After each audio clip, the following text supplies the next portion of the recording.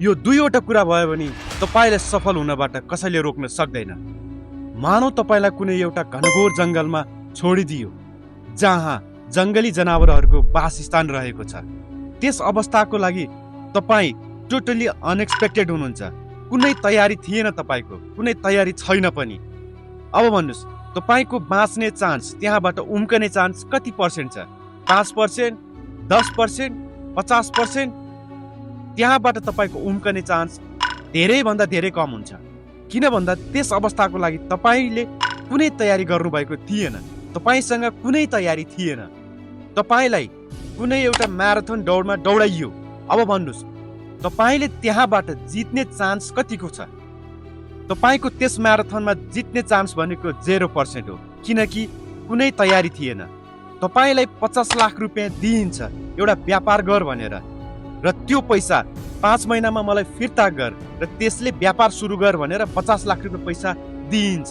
अब तपाईँ भन्नुस् त्यस पैसाबाट तपाईले व्यापार गर्ने चान्स कतिको छ? र तपाईले त्यस पैसाबाट व्यापार गरेर 5 महिनाभित्रमा त्यो पैसा त्यो व्यक्तिलाई रिटर्न गर्ने चान्स कतिको छ?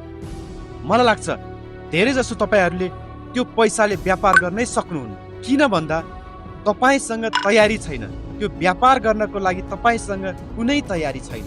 त्यो विद्यार्थी जसले 1 महिना होइन, 2 महिना होइन, 5 महिना होइन, पुरै 1 वर्ष तयारी गरेको छ, पढेको छ भने त्यस विद्यार्थीले एक्जाममा बस्ने अवसर पाओस्, त्यसलाई कुनै माइकलाले फेल बनाउन सक्दैन।